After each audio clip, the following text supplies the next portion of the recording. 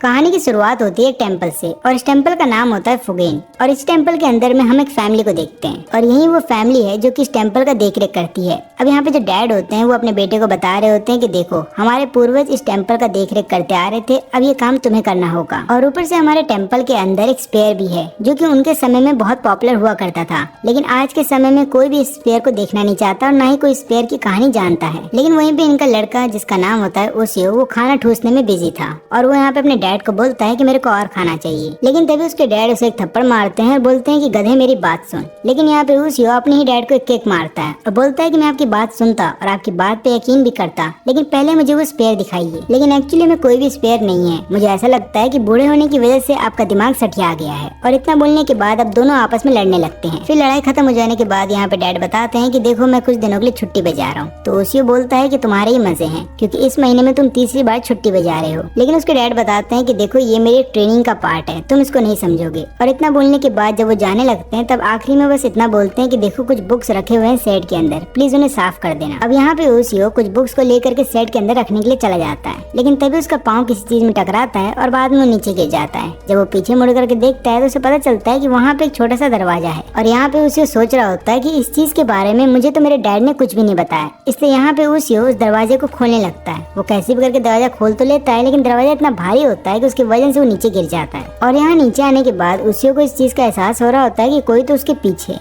जैसे वो अपने पीछे मुड़ता है वो देखता है कि इतना भयानक मॉन्स्टर है उसके सामने और उसको देखने के बाद ओसियो बहुत ज्यादा डर जाता है। लेकिन यहाँ पे मॉन्स्टर उसको बताता है कि क्या हुआ, क्या तुमने पहली बार मॉन्स्टर देखा है? अब तुम मेरा हाल सुनो, मैंने 500 सालों में पहली बार किसी इंसान को देखा है और ऊपर से मैं यहाँ से निकल नहीं सकता क्योंकि ये स्पेयर मेरी बॉडी के अंदर फंसा हुआ है और चाहे मैं कितनी भी कोशिश कर लूँ लेकिन इस स्पेयर को अपनी बॉडी से निकाल नहीं सकता। केवल इस स्पेयर को वही निकाल सकता है जो इंसान है, इसलिए तुम मेरी मदद कर सकते हो स्पेयर को निकालने में। और यहाँ पे अपने सामने मॉन्स्टर और स्पेयर को देखने के बाद ओसियो समझ जाता है कि उसके डैड ने जितनी भी कहानी स्पेयर के बारे में बताई थी वो सारी सच है। फिर यहाँ पे ओसियो मॉन्स्टर से पूछता है कि अगर मैं तुम्हें आजाद कर दूंगा तो तुम क्या करोगी? यहाँ पे मॉन्स्टर बताता है कि सबसे पहले तो मैं तुम्हें मार के खा जाऊंगा, उसके बाद जितने भी इंसान है उन सबको मार दूंगा और इस धरती को नर्क बना दूंगा। अब ये सुनने के बाद ओसियो लगातार स्पेयर के ऊपर लात मार रहा होता है ताकि स्पेयर उसकी बॉडी से कभी निकल ना पाए। अब यहाँ पे मॉन्स्टर को दर्द हो रहा होता है। मॉन्स्टर बोलता है कि भाई तू ऐसा मत कर, नहीं तो मैं यहाँ से कभी निकल नहीं पाऊंगा। ओसियो उसको बताने लगता है कि जो बातें तूने मुझे बोली हैं, क्या उसके बाद तेरे को ऐसा लगता है कि मैं तुझे यहाँ से आजाद करूंगा? अब इसके बाद ओसियो उधर से जाने लगता है, तभी मॉन्स्टर उसके सामने गिड़गिड़ाता है और बोलता है कि भाई प्लीज मुझे यहाँ से निकाल दे, तू जो बोलेगा मैं वो करने को तैयार हूँ। तो ओसियो बोलता है कि तू क्या कर सकता है और यहाँ पे मॉन्स्टर बताता है कि तुम जिसको चाहो उसको मरवा सकते हो, मैं जा करके उसको मार दूंगा, लेकिन हाँ उसके बाद मैं तेरी भी जान ले लूंगा। और इतना सुनने के बाद तो ओसियो उधर से चला जाता है और तुरंत ही दरवाजा ऊपर जाकर के बंद कर देता है। और फिर इसके बाद वो स्कूल के लिए निकल जाता है। रास्ते में हम देखते हैं उसके दो क्लासमेट को, एक का नाम होता है इनोवा, दूसरे का नाम होता है नाकामुरा। और यहाँ पे नाकामुरा ओसियो से पूछती है कि मेरे नोटबुक कहाँ है? ओसियो बताता है कि वो तो मैं भूल गया। तो नाकामुरा बताती है कि ठीक है, आज छुट्टी हो जाने के बाद मैं तुम्हारे घर पे आऊंगी अपनी नोटबुक लेने के लिए। और यहाँ क्लास में ओसियो अभी भी मॉन्स्टर के बारे में ही सोच रहा होता है और घर आ जाने के बाद यहाँ पे ओसियो अपने आप को समझा रहा होता है कि मुझे उस मॉन्स्टर के बारे में अब सोचना बंद कर देना चाहिए। और फिर हम देखते हैं कि उसके दोनों दोस्त उसके घर पे आ जाते हैं। अब यहाँ पे नाकामुरा पूछती है कि मेरी नोटबुक कहाँ है? यहाँ पे उसे बताता है कि वो तो मैंने घर में ही रखा है, बस मैं अभी लेकर के आता हूँ। लेकिन तभी ओसियो देखता है कि उसके सामने अजीब से कुछ कीड़े दिख रहे हैं उसको, जो कि ट्रांसपेरेंट से हैं। अब स्टार्टिंग में तो ओसियो को ऐसा लगता है कि शायद उसकी आंख में कुछ कचरा चला गया हो या फिर उसकी आंख में कोई दिक्कत हो, लेकिन बाद में उसको वैसे कीड़े काफी सारे दिखाई देने लगते हैं। लेकिन प्रॉब्लम ये है कि ये सारे कीड़े केवल ओसियो को ही दिखाई दे रहे हैं, बाकी उसके दोनों दोस्तों को ये चीज नहीं दिखाई देता। अब यहाँ पे ओसियो देखता है कि तुरंत ही एक बहुत बड़ा सा कीड़ा इनोए के ऊपर हमला करने वाला है, इसलिए वो तुरंत ही चला जाता है इनोए की जान बचाने के लिए। लेकिन गलती से उसका हाथ उसके चेस्ट पे लग जाता है। अब ऐसा होने के बाद नाकामुरा उसको वहीं पे पीट देती है,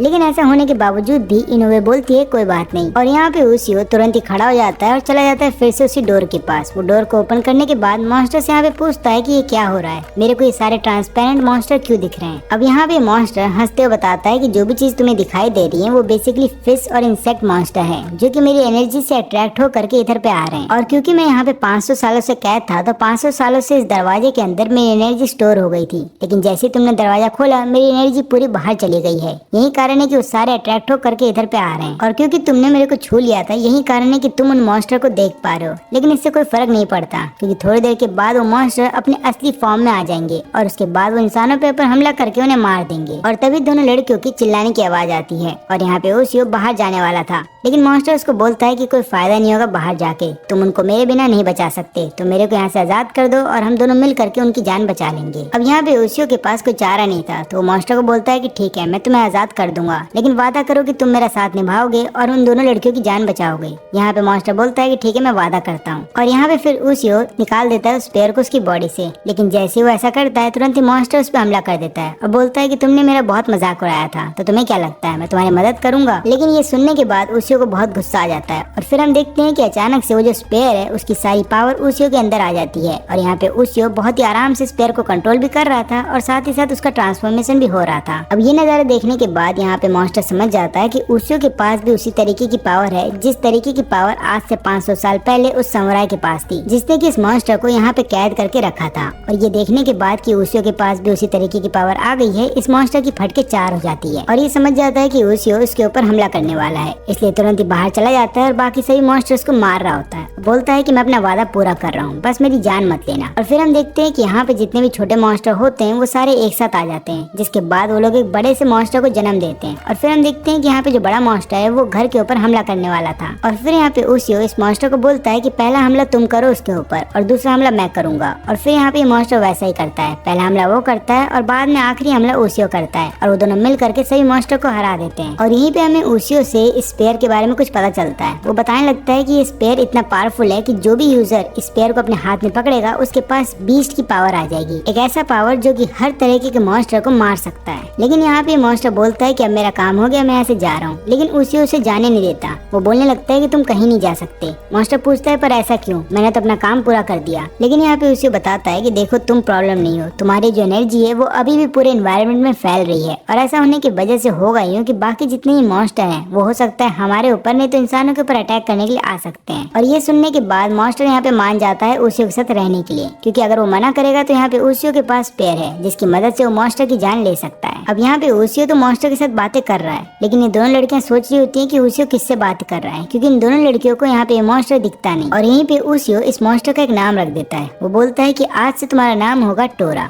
अब हम देखते हैं कि मॉन्स्टर को नाम पसंद तो नहीं आता, लेकिन मॉन्स्टर ये डिसाइड कर लेता है कि जिस दिन ये स्पेयर ओशियो के पास नहीं होगा उस दिन वो ओशियो की जान ले लेगा। और यहाँ पे ओशियो डिसाइड करता है कि उसे कैसे भी करके इस मॉन्स्टर को अपने पास रखना होगा, नहीं तो ये मॉन्स्टर बाहर जाकर के बाकी लोगों की जान ले सकता है। और फिर अगले दिन हम देखते हैं कि यहाँ पे एक समुराई टोरा की तरफ बढ़ते हुए आ रहा था। टोरा तुरंत ही उसके ऊपर हमला करके उसकी जान ले लेता है, लेकिन बाद में टोरा को पता चलता है कि वो समुराई तो था ही नहीं। और यहाँ पे ओशियो आकर के बताता है कि गधे ये टीवी है। और फिर इसके बाद हम देखते हैं कि दोनों स्कूल चले आते हैं, लेकिन यहाँ पे ओशियो रास्ते में उससे पूछने लगता है कि तुम स्कूल क्यों आए हो, तुम तो पढ़ना लिखना जानते नहीं। लेकिन यहाँ पे टोरा बताता है कि देखो बस मैं मौका ढूंढ रहा हूँ, जैसे स्पेयर तुमसे अलग होगा मैं तुम्हारी जान ले लूंगा। अब वैसे तो यहाँ पे ओशियो टोरा से बात कर रहा होता है, लेकिन यहाँ पे जो बाकी बच्चे होते हैं वो टोरा को देख नहीं पाते, इसलिए वो सब लोग ये सोच रहे होते हैं कि ओशियो यहाँ पे किससे बातें कर रहा है, ऐसा लग रहा है वो पागल हो चुका है। और तभी यहाँ पे ओशियो के 2 दोस्त आकर के उसको बोलते हैं कि क्या तुम हमारी स्पोर्ट टीम को ज्वाइन करोगे। लेकिन यहाँ पे ओशियो मना कर देता है। वो बोलता है कि मेरे को ड्राइंग में इंटरेस्ट है। लेकिन उसके दोनों दोस्त बोलते हैं भाई तू ये क्या कर रहा है, तू ड्राइंग छोड़ हमारे साथ स्पोर्ट टीम में आ जा। लेकिन यहाँ पे ओशियो बार बार मना कर रहा होता है अपने दोनों दोस्तों को। और तभी हम देखते हैं कि दोनों लड़कियां वहाँ पे आ जाती हैं और यहाँ पे इनोवे जाती है ओशियो के पास और बताने लगती है कि देखो कल हमने एक बहुत डरावना सपना देखा, हमने देखा कि काफी सारे मॉन्स्टर हमारे ऊपर हमला कर रहे हैं। सोचो इन दोनों की कितनी गहरी दोस्ती है कि यहाँ पे दोनों दोस्तों को एक ही सपना आया और दोनों को यही लग रहा होता है कि एक सपना है। अब उसे सोचता है कि ठीक है इन दोनों को सपना लगने दो, कम से कम ये लोग इस बात को भूल तो जाएंगे। अभी दोनों इसके बाद यहाँ से जाने लगते हैं, लेकिन जाने से पहले इनोवे यहाँ पे ओशियो को बताती है कि हम लोग स्टोर रूम में जा रहे हैं जो कि स्कूल का पुराना बिल्डिंग है। हम लोग वहाँ पे जा रहे हैं अपने बुक्स को वापस रखने के लिए, लेकिन इसके अलावा हमने सुना है कि वहाँ पे एक समुराई का स्टैचू है जो कि बहुत पुराना है, हम लोग उसको भी देखने जा रहे हैं। अब यहाँ पे हम देखते हैं कि इन दोनों लड़कियों के अलावा काफी सारी और लड़कियां भी वहाँ पे आ जाती हैं स्टोर रूम के अंदर। ये सब लोग वहाँ पे आते हैं ताकि काफी सारे बुक्स को वापस भी कर दें और काफी सारे बुक्स यहाँ से ले जाने के लिए आती हैं। लेकिन तभी सभी लड़कियों का ध्यान उस समुराई के ऊपर चला जाता है। यहाँ पे सभी लड़कियां जब समुराई को देख रही होती हैं तभी नाकामुरा बोलती है कि मैं पास से देखना चाहती हूँ। और यहाँ पे नाकामुरा जैसे स्टैचू को एकदम पास से देख रही होती है, अचानक से उसको ऐसा लगता है कि स्टैचू के अंदर उसे कुछ दिखाई दे रहा है। वो ये देखने के बाद बहुत ज्यादा घबरा जाती है, लेकिन यहाँ पे नाकामुरा बताती है कि हो सकता है ये मेरा वहम हो। और इसके बाद ये सारी लड़कियां वहाँ से बुक लेकर के जा रही होती हैं, लेकिन हम यहाँ पे देखते हैं स्टैचू को जिसके अंदर एक मॉन्स्टर होता है और वो धीरे धीरे अपनी पावर को बढ़ा रहा होता है। और यहाँ क्लासरूम में हम देखते हैं कि ओशियो नाकामुरा के बारे में सोच रहा होता है। वो सोच रहा होता है कि अब तक दोनों लड़कियां उस स्टोर रूम से आई क्यों नहीं। और यहाँ पे हम देखते हैं टोरा को जो कि ध्यान से सुन रहा है कि टीचर सर क्या बोल रहे हैं, क्योंकि ये हिस्ट्री की क्लास है।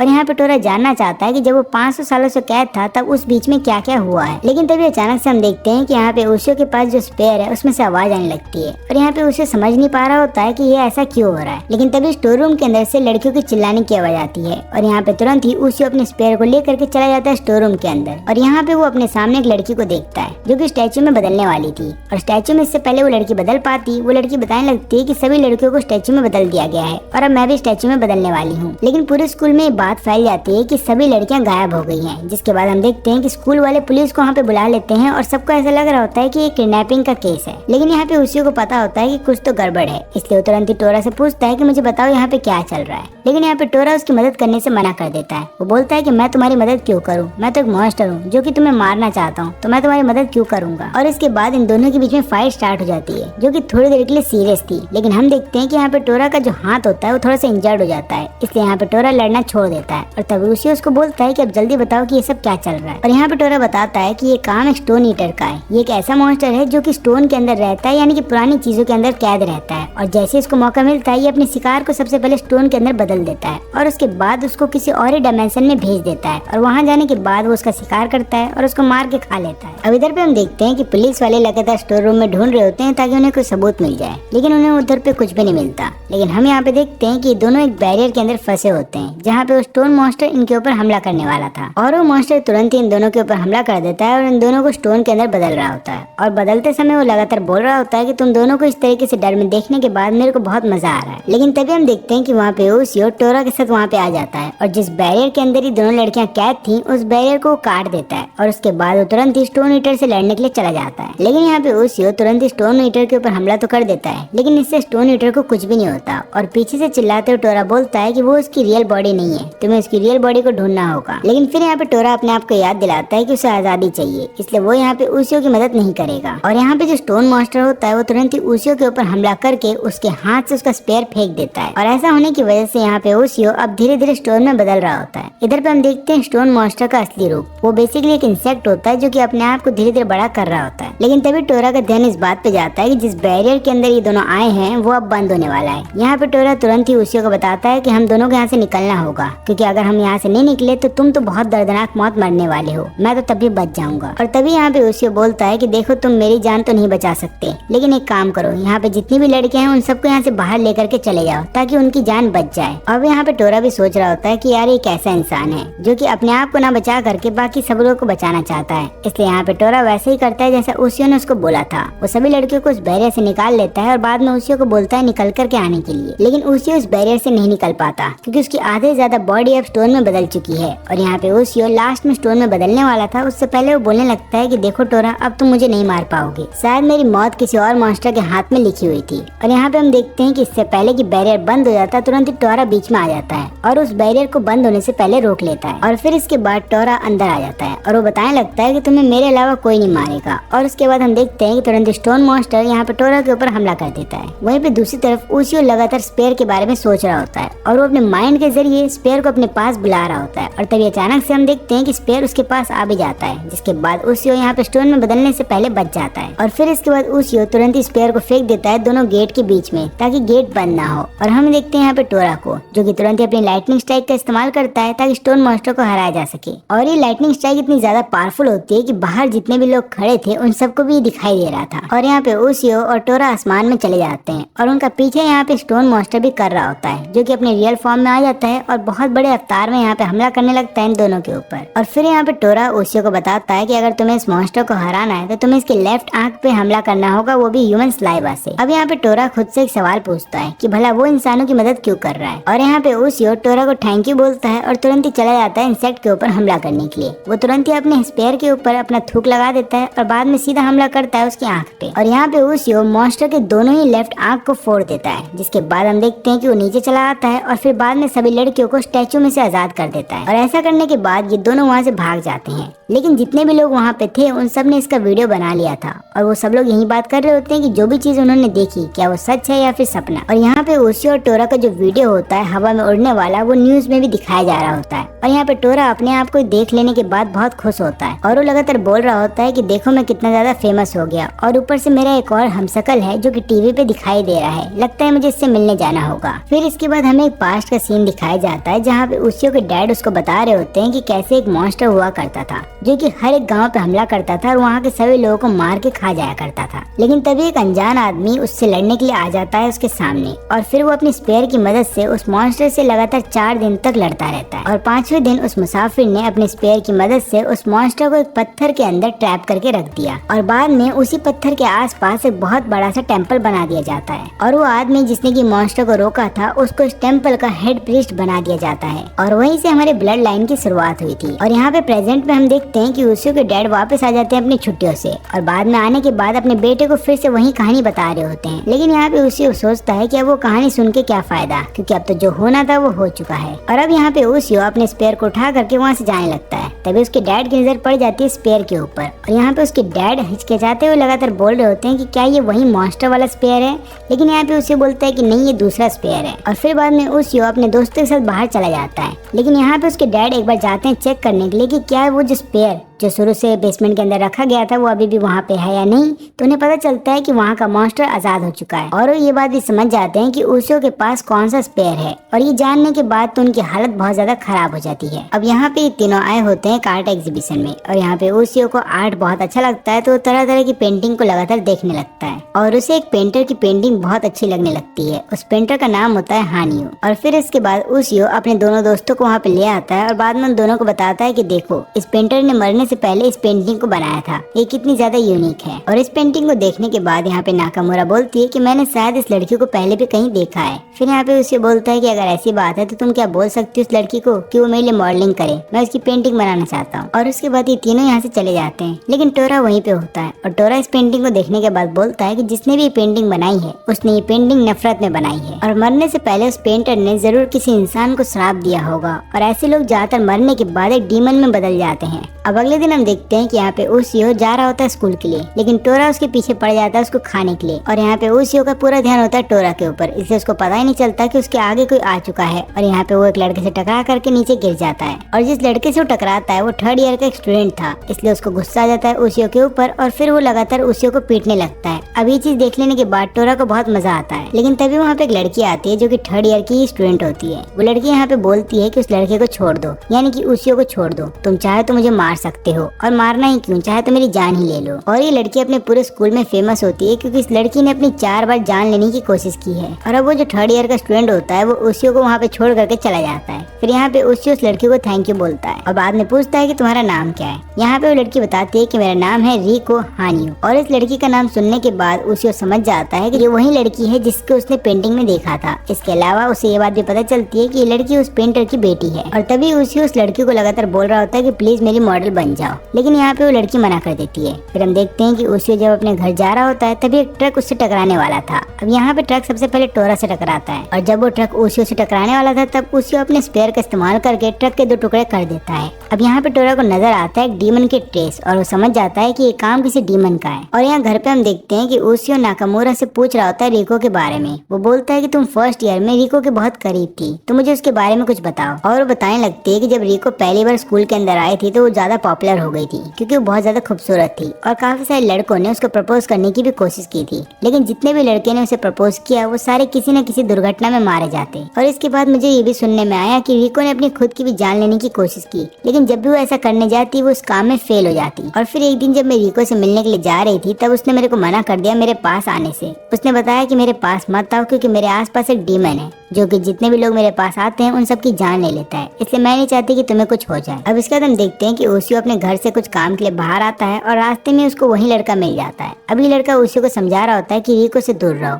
लेकिन यहाँ पे ओशियो उसकी बात नहीं मानता और फिर दोनों ही आपस में लड़ना स्टार्ट कर देते हैं। लेकिन ये चीज देखने के बाद टोरा को बहुत मजा आ रहा होता है। अब जब ये दोनों आपस में थक जाते हैं लगातार लड़ाई करते हुए, तब यहाँ पे लड़का बताता है ओशियो को कि मैं तुम्हें इसलिए मना कर रहा हूँ रिको के पास जाने के लिए क्योंकि मैं नहीं चाहता कि तुम्हारी जान चली जाए। फिर ये आदमी बताता है कि मैं रिको का बचपन का दोस्त हूँ और मैं जानता हूँ कि उसके साथ क्या हुआ है। तो होता है कि रिको के जो डैड होते हैं वो बेसिकली एक आर्ट के टीचर थे और वो लगातार काफी सारे स्टूडेंट को सिखाया करते थे आर्ट। लेकिन एक दिन उन्हें पता चलता है कि उनकी खुद की बीवी उनके ही एक स्टूडेंट के साथ भाग गई है और इस सदमे से रिको के डैड कभी भी उभर नहीं पाए। और फिर एक दिन जब मैं रिको के घर पे गया था तब मैंने उसके डैड को देखा था जो कि बिल्कुल ही एक मॉन्स्टर की तरह नजर आ रहे थे। और उनकी मौत के बाद ये सारी चीजें स्टार्ट हो गई थी। और फिर अगले दिन स्कूल के अंदर डांस प्रैक्टिस हो रही होती है जहाँ पे सभी स्टूडेंट कपल में डांस कर रहे होते हैं। अब यहाँ पे ओसियो चला जाता है रिको के पास और उसको बोलता है कि प्लीज मेरे साथ आकर के प्रैक्टिस करो। और यहाँ पे रिको मान जाती है और जब दोनों प्रैक्टिस कर रहे होते हैं तब एक तूफान उन दोनों को चारों तरफ से घेर लेता है। और यहाँ पे हम देखते हैं कि उस तूफान के अंदर से रिको के डैड निकल करके आते हैं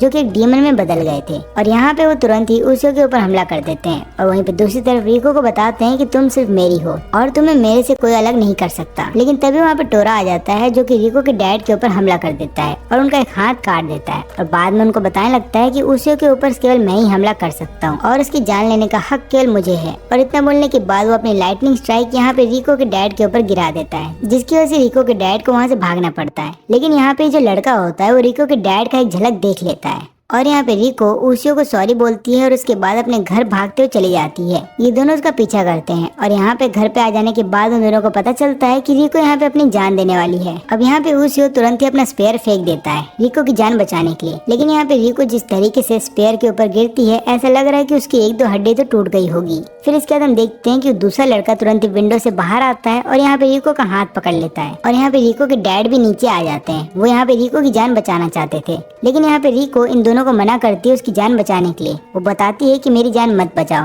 नहीं तो मेरे डैड तुम्हारी जान ले लेंगे। लेकिन यहाँ पे लड़का बताता है कि बचपन वाली गलती मैं अब नहीं करने वाला। बचपन में मैंने तुम्हारा साथ छोड़ दिया था लेकिन अब मैं वो गलती वापस नहीं करूंगा और इस बार चाहे कुछ भी हो जाए मैं तुम्हारा साथ निभाऊंगा। और यहाँ पे ओसियो भी उसको समझाता है कि अब तुम मरना क्यों चाहती हो। पहले तो तुम अकेली थी लेकिन अब तुम्हारे पास दो दोस्त हैं तो तुम्हें मरना नहीं चाहिए बल्कि जीना चाहिए। जिसके बाद रिको इन दोनों का साथ निभाती है और वो दोनों ऊपर आ जाते हैं। और यहाँ पे रिको अपने डैड को बताती है कि अब मैं आपके साथ नहीं आ सकती क्योंकि मुझे जीना है।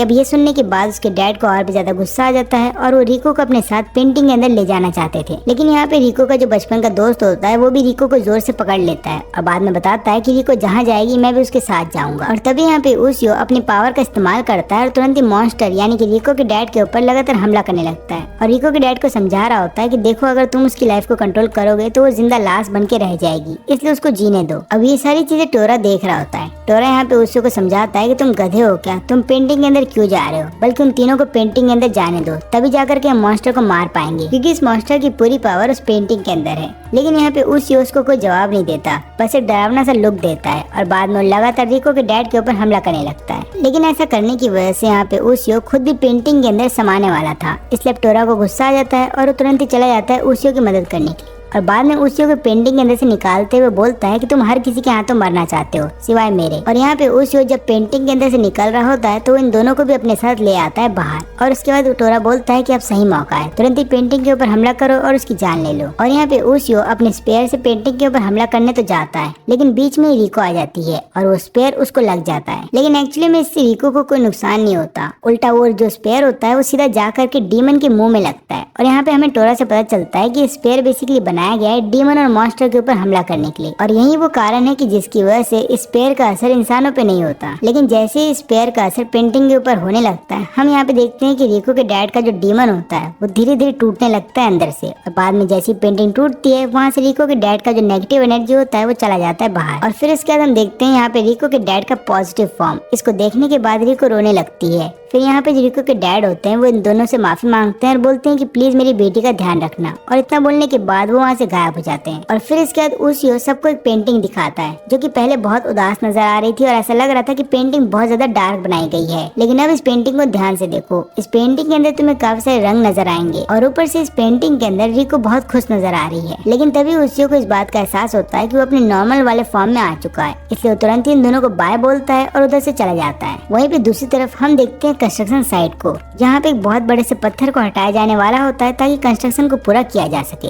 लेकिन यहाँ पे एक बूढ़ा आदमी बताता है कि उस पत्थर को वहाँ से मत हटाओ, और यहाँ पे जो पत्थर होता है उसके नीचे काफी सारे बॉक्स हैं। अब इसके बाद बूढ़े आदमी को उधर से जाने के लिए बोल दिया जाता है, और फिर हम देखते हैं कि जैसे पत्थर को वहाँ से हटाया जाता है उसके नीचे जो बॉक्सेस थे उनके अंदर से मॉन्स्टर निकल करके आने लगते हैं, और फिर इसके बाद वो मॉन्स्टर वहाँ पे जितने भी लोग होते हैं उन सबको मार के खा जाते हैं। और यहाँ पे जितने मॉन्स्टर होते हैं वो बहुत ज्यादा गुस्से में लग रहे थे। वो सब लोग एक ही नाम ले रहे होते हैं, हिजाकी मिकाडो, और बोल रहे होते हैं कि तुम जहाँ कहीं भी छुपे हो हम तुम्हें ढूंढ लेंगे, और एक बार तुम मिल जाओगे हम तुम्हें मार देंगे। और फिर इसके बाद हम देखते हैं उसियो को, जो कि टॉयलेट के अंदर होता है, लेकिन तभी वहाँ पे टोरा आ जाता है ये सोच करके कि वो उसियो की जान ले लेगा। लेकिन यहाँ पे उसी को पीट देता है और बाद में उसको बताता है कि भाई कहीं तो अकेला छोड़ दिया कर। और फिर इसके बाद जब वो बाहर आता है तो उसको एक लेटर मिलता है। उस लेटर पे उसके डैड ने लिखा होता है कि मैं कुछ दिन बाद घर लौट आऊंगा। और यहाँ पे उसी को ऐसा लगता है कि शायद स्पेयर वाली बात का जो है उसके डैड पे बहुत ज्यादा गहरा असर हुआ है। लेकिन तभी वो न्यूज में देखता है कि काफी सारे लोग एक कंस्ट्रक्शन साइट पे मारे गए हैं, और यहाँ पे उसको ऐसा लगता है कि ये काम तोरा ने किया है। वो तुरंत ही तोरा से जाके पूछता है और उसके साथ लड़ना स्टार्ट कर देता है। अब यहाँ पे तोरा बताता है कि देखो मुझे इंसानों को मार के खाना अच्छा लगता है और मैं ऐसा करूंगा भी, एक दिन मैं तुम्हें भी मारूंगा,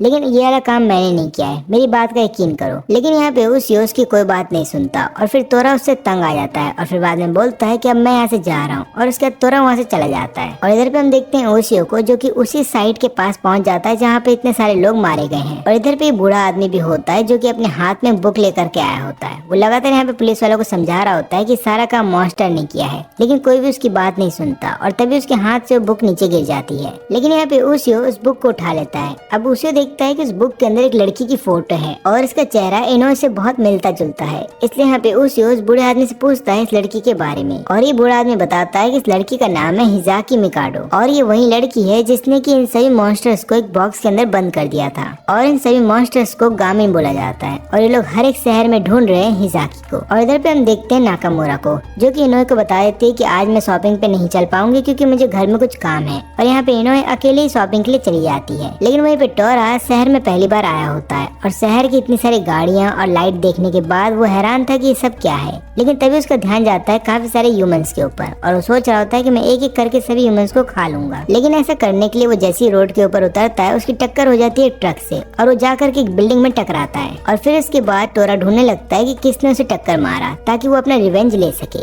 लेकिन ऐसा करने के चक्कर में वो एक पोल से टकरा जाता है, और फिर इसके बाद टोरा डिसाइड करता है कि वो एक इंसान को मार के खाएगा। वो एक इंसान की जान लेने ही वाला था, लेकिन उस इंसान से परफ्यूम की इतनी ज्यादा स्मेल आ रही थी कि टोरा उसको बर्दाश्त नहीं कर पाता। अब यहाँ पे टोरा देखता है कि सेम उसी तरीके की स्मेल हर एक ह्यूमन से आ रही थी। इसलिए यहाँ पे टोरा सोचता है कि क्या हो गया है आज के ह्यूमंस को, ऐसे तो भूखा ही मर जाएगा। और इधर पे ये बूढ़ा आदमी बता रहा होता है उसियो को कि ये जो शहर तुम देख रहे हो ये एक समय में विलेज हुआ करता था, और ये तब की कहानी है जब मेरे ग्रैंडपा बच्चे थे, और उनके गाँव में जो बहुत बड़ा रोड हुआ करता था वहाँ पे काफी सारे लोग बताया करते थे कि जब भी वो इधर से उधर जाते हैं तो उन्हें काफी सारे लोगों की हंसने की आवाज सुनाई देती है। इतना ही नहीं बल्कि यहाँ पे काफी सारे लोगों ने ये भी बताया था कि उन्हें रास्ते में उड़ते हुए सिर नजर आते हैं, और इसीलिए फिर गांव वालों ने मिल करके प्रीस्ट को बुलाया था। लेकिन इसका कोई फायदा नहीं हुआ। जितने भी प्रीस्ट हमारे गांव में आए हमारी मदद करने के लिए वो सारे लोग मारे गए, और उनके मरने के बाद गांव के भी काफी सारे लोग मारे जाने लगे। लेकिन फिर एक दिन हमारे गांव के अंदर एक वुमेन आई, उसका नाम था हिजाकी मिकाडो, और उसी ने उन सभी मॉन्स्टर्स को पकड़ करके एक बॉक्स के अंदर बंद कर दिया, और बॉक्स के ऊपर एक बहुत बड़ा सा पत्थर रख दिया ताकि ये लोग बाहर ना आ पाए। लेकिन कैद होने से पहले मॉन्स्टर्स ने वादा किया था कि वो हिजाकी से बदला लेके रहेंगे, और अगर हिजाकी का नया जन्म होता है तो वो उसको भी नहीं छोड़ेंगे। फिर यहाँ पे उसी पूछता है कि अगर उन मॉन्स्टर्स को कोई ऐसा दिख जाए जो कि हिजाकी की तरह दिखता था तो लोग क्या करेंगे।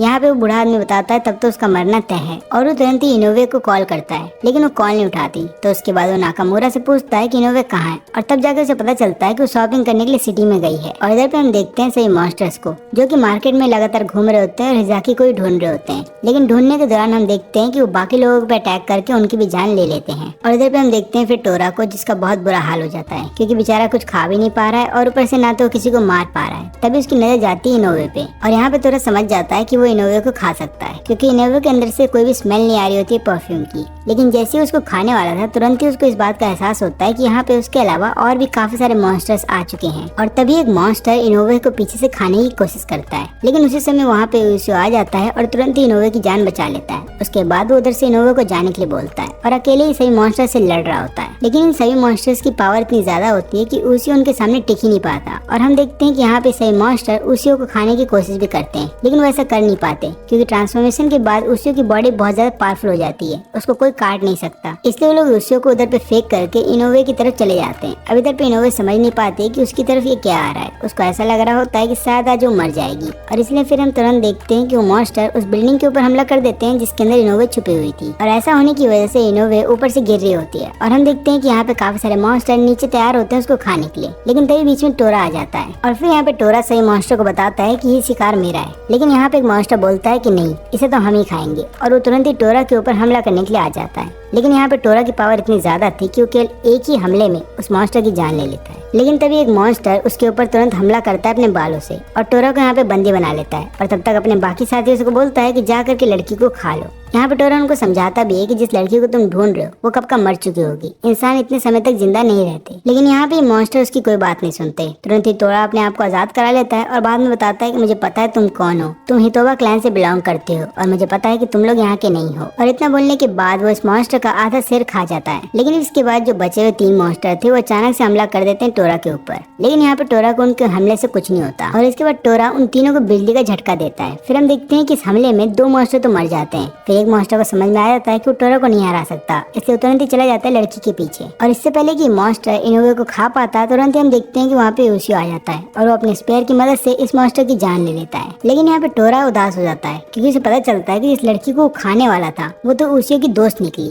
इसका मतलब ये है कि अब अगर वो उस लड़की को खाना चाहता है तो उसे सबसे पहले उसियो को हराना होगा। लेकिन तभी अचानक से कुछ ऐसा होता है जिसकी उम्मीद टोरा ने नहीं की थी, क्योंकि यहाँ पे उसियो उससे माफी मांगता है और बोलता है कि मुझे माफ कर दो, मैंने तुम पे गलत इल्जाम लगाया। और फिर यहाँ पे टोरा बोलता है कि देखा गधे, मैंने तो तेरे को पहले ही कहा था कि उस इंसान को मैंने नहीं खाया। और इसके बाद दोनों आपस में लड़ने लगते हैं। लेकिन फिर इसके बाद इनोवे यहाँ पे टोरा को एक हैमबर्गर देती है और बताती है कि ये खा करके देखो, हो सकता है ये खा लेने के बाद तुम्हें इंसानों को खाने की जरूरत ना पड़े। अब इसके बाद हम एक आदमी को देखते हैं जो कि यहाँ पे दोनों आदमियों से मिलता है और बाद में उनको बोलता है कि अपने असली रूप में आओ। लेकिन जब ये दोनों आदमी ऐसा नहीं करते तो ये आदमी अपने स्पेल के जरिए उन दोनों को उनके असली रूप में लेकर के आता है और फिर हमें पता चलता है कि दोनों एक्चुअली में वेयरवुल्फ है। और यहाँ पे आदमी इन दोनों वेयरवुल्फ की जान ले लेता है। बाद में इस आदमी को पता चलता है कि इन दोनों ने मिल करके एक इंसान के बच्चे को मार के वहाँ पे खा लिया था। लेकिन बाद में इंसान खुद से बोलता है कि ये दोनों वो नहीं है जिसको ढूंढ रहा है। लेकिन तभी वो देखता है कि टीवी पे टोरा और उसियो को दिखाया जा रहा होता है और यहाँ पे वो बोलता है कि अच्छा तुम जापान में हो। और फिर ये आदमी भी जापान चला आता है। लेकिन यहाँ पे सिक्योरिटी वाला उसको रोक देता है और बताता है कि तुम्हारे बैग में काफी सारे ब्लेड हैं, इससे तुम आगे नहीं जा पाओगे, तुम्हें जेल चलना होगा हमारे साथ। लेकिन हम देखते हैं कि आदमी सिक्योरिटी वाले को तुरंत ही हिप्नोटाइज कर लेता है अपनी आँख की मदद से और फिर वो सिक्योरिटी से बच जाता है। अब इधर पे हम देखते हैं कि रात में जब उसियो सो रहा होता है तभी टोरा उस पर अचानक से हमला कर देता है। लेकिन इस हमले में हम देखते हैं कि उसियो बच जाता है। फिर यहाँ पे टोरा बोलता है कि आज मैं तुम्हें मार के खा लूंगा और तभी उसियो अचानक से उस पर हमला भी कर देता है। लेकिन यहाँ पे टोरा अपने पंजे की मदद से उसके चेहरे पे हमला करता है, जिसके बाद उसियो पीछे जाके गिर जाता है और उसके हाथ से उसका भाला भी गिर जाता है। और यहाँ पे टोरा को एक अच्छा मौका मिल जाता है ताकि वो उसियो की जान ले सके। लेकिन तभी वो देखता है कि वो जो स्पेयर है वो ऑटोमेटिकली उसके सामने आ जाता है और फिर वो उसियो की जान बचाने लगता है। और इसके बाद टोरा को पीछे हटना पड़ता है और टोरा यहाँ से जाने से पहले बोलता है कि एक ना एक दिन तो मैं तुम्हारी जान लेके रहूंगा और फिर वहाँ से चला जाता है। अब यहाँ पे उसियो जब अपना चेहरा धोने के लिए जाता है तो मिरर में देखता है कि उसके आँख के पास पंजे के निशान बन गए हैं और यहाँ पे उसियो बोलता है कि मैं टोरा को छोड़ूंगा नहीं। फिर इधर पे हम इसी इंसान को देखते हैं जो कि एक पार्क के पास से जा रहा था और तभी उसे एक बच्ची के रोने की आवाज आती है। वो पार्क में देखता है कि यहाँ पे एक बच्ची अपने पापा के लिए रो रही थी क्योंकि यहाँ पे कुछ गुंडे उसके पापा को पीट रहे होते हैं। और तभी ये आदमी उधर पे आता है और इन सभी गुंडों को पीट देता है। लेकिन हम देखते हैं कि उसके बावजूद भी ये आदमी इन गुंडों को छोड़ता नहीं बल्कि उनको जान से मारना चाहता था। लेकिन तुरंत ही वहाँ पे उसियो आ जाता है और इस आदमी को उसियो की बॉडी के अंदर से टोरा के ट्रेसेस मिल जाते हैं, जिसके बाद ये आदमी पागल हो जाता है और तुरंत ही उसियो के ऊपर हमला कर देता है और यहाँ पे उसियो को हरा भी देता है। और फिर इसके बाद ये आदमी उसियो से पूछता है कि तुम्हारा मॉन्स्टर कहाँ पे है। लेकिन यहाँ पे हम देखते हैं कि उसियो उसको कुछ भी नहीं बताता। तो आखिरी में ये आदमी उसियो की जान लेने वाला था। लेकिन तभी हम देखते हैं कि उसियो का जो स्पेयर होता है वो बीच में आ जाता है और इस आदमी को ऐसा करने से रोक देता है। और फिर इसके बाद ये आदमी उसियो को बताता है कि मुझे मेरे मास्टर ने इस स्पेयर के बारे में बताया था और उन्होंने बोला था कि ये स्पेयर उस मॉन्स्टर को रोक के रख रहा है 500 सालों तक। लेकिन मुझे नहीं पता था कि ये स्पेयर तुम्हारा है और मुझे ऐसा लगा था कि तुम उस मॉन्स्टर के दोस्त होगे। लेकिन मैं गलत था, बल्कि तुम भी मेरी तरह एक मॉन्स्टर हंटर हो। यही कारण है कि तुम भी उस मॉन्स्टर को ढूंढ रहे हो मेरी तरह मारने के लिए। यहाँ पे उसे पूछता है कि तुम उसका शिकार क्यों करना चाहते हो। फिर ये आदमी बताता है कि पहले मेरा एक परिवार हुआ करता था और मैं बहुत खुश था अपने परिवार के साथ, लेकिन एक दिन मैंने अपने परिवार को बोला कि मैं किसी काम से बाहर जा रहा हूँ और हो सकता है मुझे रात में आने में देर हो जाए, लेकिन तुम दोनों अपना ख्याल रखना, क्योंकि मैंने सुना है कि हमारे आसपास काफी सारे मॉन्स्टर घूम रहे और मैं नहीं चाहता कि तुम दोनों को कुछ हो जाए। फिर उस रात को जब मैं काम से लौट करके वापस घर आया तो मैंने देखा कि मेरा दरवाजा खुला हुआ था और मैं जैसे ही घर के अंदर घुसा, अचानक से एक मॉन्स्टर ने मेरे आंखों के ऊपर हमला किया और वो वहाँ से भाग गया और मैंने उस मॉन्स्टर का केवल एक छोटा सा झलक देखा था, जहाँ पे वो मॉन्स्टर बिल्कुल तोरा की तरह दिख रहा था। और जब मैं घर के अंदर गया तो मैंने देखा कि मेरी बीवी और बच्चे मारे जा चुके हैं और ऊपर से उनकी आधी बॉडी गायब है और इसलिए मैं टोरा को ढूंढ रहा हूँ ताकि मैं उसकी जान ले सकूं। अब पूरी कहानी जान लेने के बाद यहाँ पे उसे सोचता है कि हो सकता है ये काम टोरा का हो, क्योंकि जिस तरीके के निशान मेरे चेहरे के ऊपर हैं उसी तरीके के निशान इस आदमी के चेहरे पे भी हैं, तो हो सकता है ये काम टोरा का ही हो। लेकिन यहाँ पे उसे ये बात भी सोचता है कि टोरा तो 500 सालों तक कैद में था, तो उसने ये काम कब किया। लेकिन यहाँ पे उसे को थोड़ा बहुत शक हो रहा होता है टोरा के ऊपर, क्योंकि टोरा ने कई बार उसकी जान लेने की कोशिश की है और टोरा ने कई बार इंसानों को मार के खाने की भी कोशिश की है। लेकिन तभी आदमी बोलता है कि मुझे कुछ काम है और मैं यहाँ से जा रहा हूँ। एक्चुअली में होता ही है कि इस आदमी को पता चल जाता है कि टोरा इसी पार्क में है और उसने इन दोनों की सारी बातें सुन ली है। और जब ये आदमी अकेले बैठा होता है तभी इसके सामने टोरा आ जाता है और इस आदमी का नाम होता है यू।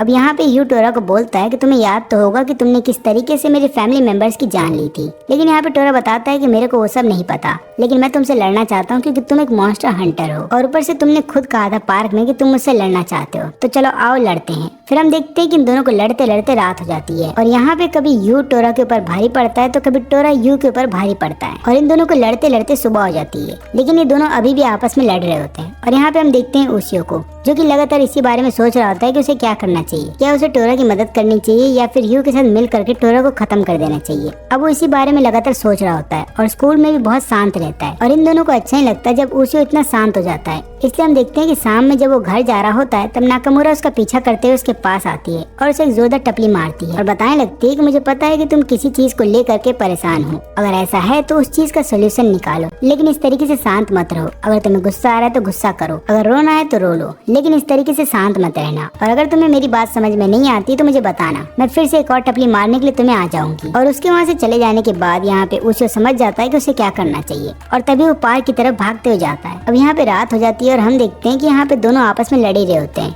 अब यहाँ पे दोनों ही थक चुके होते हैं, लेकिन टोरा इतना ज्यादा थक जाता है कि वो लड़ नहीं सकता और अब ये आदमी उसके पास जा करके उसकी जान लेने वाला था कि उतने देर में वहाँ पे उसियो आ जाता है टोरा की जान बचाने के लिए और वो इस आदमी को बोल रहा होता है कि हो सकता है टोरा वो मॉन्स्टर ना हो जिसने कि तुम्हारी फैमिली को मारा हो। ये सुनने के बाद इस आदमी को बहुत गुस्सा आता है, वो तुरंत यहाँ पे उसियो के ऊपर हमला कर देता है और उसको एक जोरदार पंच मारता है और बाद में बोलने लगता है कि तुम क्या बोल रहे हो, तुम खुद एक मॉन्स्टर हंटर हो, तुम्हें पता है कि मॉन्स्टर किसी के सगे नहीं होते, ये किसी की भी जान ले सकते हैं। यहाँ पे उसे बोलता है कि जो तुम बोल रहे हो वो सही है, लेकिन मैं नहीं चाहता कि हम दोनों मिल करके टोरा को उस काम की सजा दे जो उसने किया ही नहीं है। लेकिन यहाँ पे ह्यू को बहुत ज्यादा गुस्सा आ जाता है यूसियो के ऊपर। वो बोल रहा होता है कि तुम्हें मेरे रास्ते से हटना होगा, क्योंकि आज मैं टोरा की जान ले लूंगा, क्योंकि इतने सालों से मैं इस मॉन्स्टर को ढूंढ रहा हूँ और अब जब मुझे ये मॉन्स्टर मिल गया है तो तुम मुझे बता रहे हो कि मैं इसकी जान नहीं ले सकता, लेकिन मैं तुम्हारी बात नहीं सुनूंगा और आज चाहे कुछ भी हो जाए मैं इस मॉन्स्टर की जान लूंगा। लेकिन हम देखते हैं कि रास्ते में उसियो खड़ा हो जाता है। फिर यहाँ पे टोरा उससे पूछता है कि तुम मेरी जान क्यों बचा रहे हो। यहाँ पे उसियो बताता है कि देखो तुमने भी कई बार मेरी जान बचाई है, बस उसी का मैं फेवर लौटा रहा हूँ, इसलिए मैं आज तुम्हारी जान बचाने वाला हूँ। और इधर पे यू हमला कर देता है टोरा के ऊपर, लेकिन उसियो सारे हमले अपने ऊपर ले लेता है और यहाँ पे उसियो उसको बताने लगता है कि देखो अगर तुम एक मॉन्स्टर को सिर्फ इसलिए मार देते हो क्योंकि तुम्हें उसके ऊपर शक है तो तुम भी एक मर्डरर कहलाओगे। और इतना बोलने के बाद उसियो उसको एक जोरदार पंच मारता है ताकि उसका गुस्सा शांत हो जाए। लेकिन इसके बाद उसियो बेहोश हो जाता है। जब उसको होश आता है तो उसको पता चलता है कि यू ने उसकी मरहम पट्टी कर दी है। और फिर यहाँ पे यू बोलता है कि तुम्हारा धन्यवाद, क्योंकि तुम्हारी वजह से मैं अपने होश में आ चुका हूँ। लेकिन अब ये बताओ कि टोरा का करना क्या है। यहाँ पे उसे बताने लगता है कि चिंता मत करो, वो मेरे साथ रहेगा और वो किसी भी इंसान को कोई नुकसान नहीं पहुँचाएगा। लेकिन तुम मुझे बताओ कि तुम कहाँ जा रहे हो। यहाँ पे यू बताता है कि मैं कुछ दिन और जापान में रहूंगा और अभी भी कोशिश करता रहूंगा कि मुझे वो मॉन्स्टर मिल जाए जिसने की मेरी फैमिली को मारा था। अब अगले दिन हम देखते हैं कि यहाँ पे टोरा फिर से कोशिश करता है उसियो की जान लेने के लिए, लेकिन जब वो देखता है कि उसियो की बॉडी पे काफी सारी मरहम पट्टी हो रखी है तो उसको पता चलता है कि उसियो ने उसकी जान बचाने के लिए काफी सारे हमले अपने ऊपर ले लिए थे। और यहाँ पे फिर टोरा बोलता है कि ठीक है मैं कुछ दिनों तक तुम्हारी जान नहीं लेने वाला। और फिर हम देखते हैं कि कुछ दिनों के बाद उसियो अपने दोनों दोस्तों के साथ मिल करके बीच पे मजे कर रहा होता है, क्योंकि नाकामुरा के जो ग्रैंड पेरेंट्स होते हैं वो यहीं पे रहते हैं और उन्होंने इन सबको इन्वाइट किया होता है इधर पे आने के लिए। लेकिन वहीं पे दूसरी तरफ टोरा को बहुत मजा आ रहा होता है पानी के अंदर। वो बताने लगता है कि 500 सालों में काफी सारी चीजें चेंज हो गई हैं, लेकिन एक समुद्र ऐसा चीज है जो चेंज नहीं हुआ है और यही कारण है कि टोरा को बहुत मजा आ रहा होता है। लेकिन जब वो पानी पे भाग रहा होता है तभी उसे अचानक से एहसास होता है कि यहाँ पे कुछ तो अलग है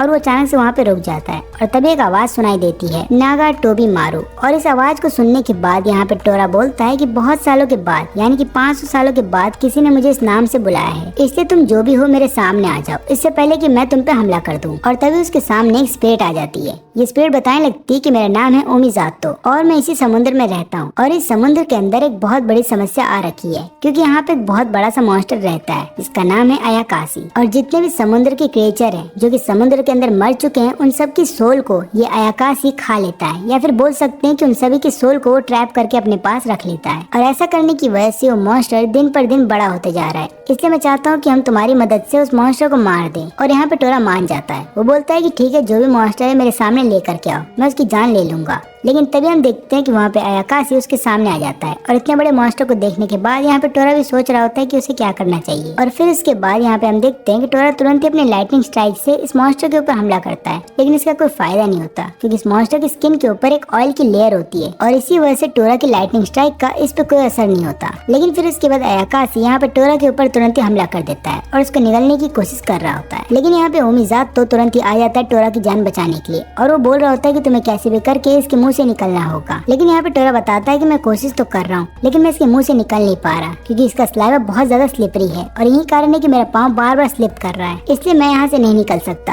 लेकिन तुम एक काम करो, तुम तुरंत ही जाओ बीच के ऊपर, तुम्हें वहाँ पे दिखेगा किनारे पे एक लड़का, एक ऐसा लड़का जो बहुत ही अजीब दिखता है, उसके पास एक स्पेयर है, उसको बताना कि टोरा मुसीबत में है, वो तुम्हारी बात मान जाएगा और फिर उसके बाद वो मेरी जान बचाने के लिए इधर पे आ जाएगा। और उमिजात तो तुरंत ही चला जाता है बीच के ऊपर। अब यहाँ पे हम देखते हैं कि बीच के ऊपर एक लड़का होता है जो कि वहाँ पे जितने भी लोग आए होते हैं उनके बैग के अंदर रेत को डाल दे रहा था। तभी यूसियो उसके पास आता है और उसको ऐसा करने से मना करता है। और फिर बाद में यूसियो जब इस बच्चे के बारे में बाकी सबसे बात करता है तो उसे पता चलता है कि इस लड़के का नाम है तात्सुया, जिसकी माँ मर चुकी है और उसकी माँ के मरने के बाद से ही तात्सुया ये सारी हरकतें कर रहा है। और फिर एक बार फिर से यूसियो उस लड़के को बदमाशी करते हुए पकड़ लेता है और इस बार यूसियो उसको पकड़ करके टपली मारता है और इसके बाद तात्सुया उधर से रोते हुए भाग जाता है। जब वो भाग करके जा रहा होता है तभी अचानक से उसके सामने कुछ बुलीज आ जाते हैं। वो लोग उसको पकड़ लेते हैं और बाद में उसका फोन उससे छीन लेते हैं और फिर उसकी आंखों के सामने उसका फोन तोड़ देते हैं। तभी अचानक से वहाँ पे नाकामुरा आती है और इन सब बुलीज को अच्छा मजा चखाती है। लेकिन फिर यहाँ पे तात्सुया बताता है कि ये फोन में जो मेरी माँ ने दिया था और ये उनकी आखिरी निशानी है, लेकिन अब ये फोन टूट चुका है। लेकिन नाकामुरा देखती है कि फोन ज्यादा डैमेज नहीं हुआ, वो उसके फोन को ठीक कर देती है और तात्सुया ये चीज देख करके बहुत खुश हो जाता है। इसलिए नाकामुरा को बताता है कि क्या आप मेरे साथ बोटिंग करने के लिए चलोगी, मुझे एक ऐसी जगह पता है जहाँ पे हम अच्छे से बोटिंग कर सकते हैं। लेकिन तभी उन्हें एहसास होता है कि पानी के अंदर कुछ है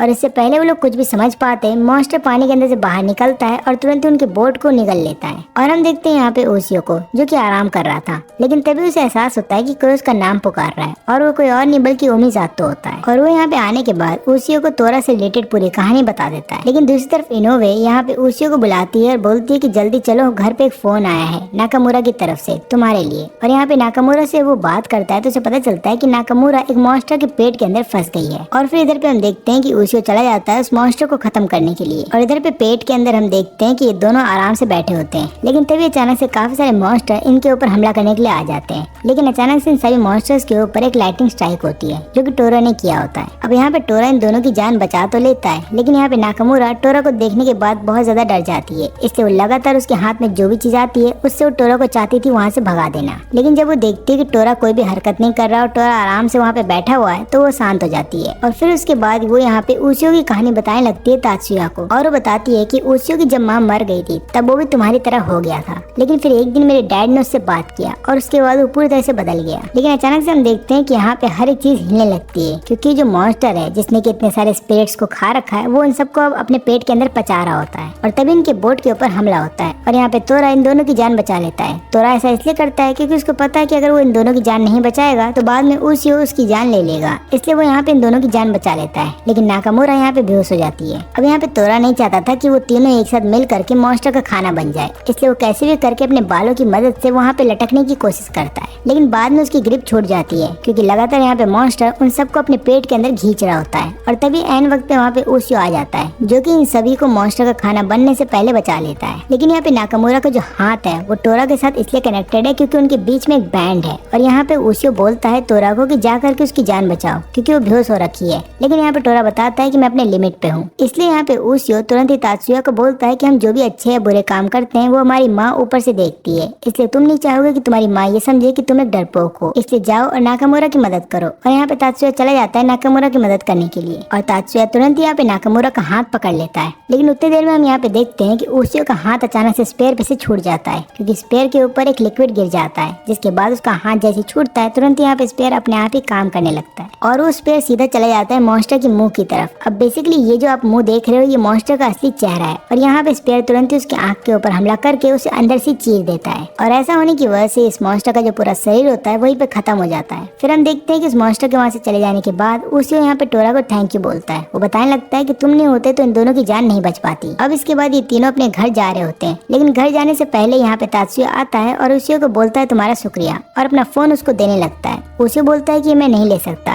ये तुम्हारी माँ की आखिरी निशानी थी। लेकिन यहाँ पे तात्सुया बताता है कि तुमने ही तो मुझे कहा था कि मेरी माँ मुझे ऊपर से देख रही है, इसका मतलब ये है कि मेरी माँ कभी मरी नहीं थी और वो मुझे कभी छोड़ के गई नहीं थी, तो ये मेरी माँ की आखिरी निशानी कैसे हो सकती है। जिसके बाद उसियो उस फोन को अपने पास रख लेता है और ये लोग इधर से जाने लगते हैं। लेकिन फिर हम एक पास्ट का सीन देखते हैं जहाँ पे ओमिज़ात तो जैसे ही उसियो का पूरा नाम जान लेता है तब उसको बहुत गुस्सा आता है उसियो के ऊपर और वो बताता है कि तुम उस लेडी के बेटे हो जिससे कि हम सब नफरत करते हैं। अब ये बात पता चलने के बाद यहाँ पे उसियो को समझ में आ जाता है कि उसकी माँ अभी जिंदा है। वो तुरंत ही घर पहुँचने के बाद अपने डैड से पूछता है कि क्या मेरी माँ सही में जिंदा है और ऐसा है तो आपने मुझसे ये बात क्यों छुपाई थी। लेकिन यहाँ पे उसके डैड लगातार उसके सवालों को अवॉइड कर रहे थे। अब उसियो को गुस्सा आ जाता है और वो तुरंत ही अपने डैड के ऊपर लगातार हमला कर रहा होता है। लेकिन यहाँ पे बीच में टोरा आ जाता है और उसका जो हमला होता है टोरा को लगता है। फिर यहाँ पे उसके डैड टोरा को देख लेते हैं और वो बोलने लगते हैं कि लगता है तुम वही मॉन्स्टर हो जो कि 500 सालों से इसके अंदर कैद थे। चलो ठीक है कोई बात नहीं, मेरे को एक फोन आया है, लग रहा है इमरजेंसी है। और वो उन दोनों को चकमा दे करके वहाँ से भाग जाते हैं। और फिर हमें एक छोटा सा सीन दिखाया जाता है जहाँ पे उसियो के डैड बेसिकली स्पिरिट्स को भगाने का और उनको कैद करने का काम किया करते हैं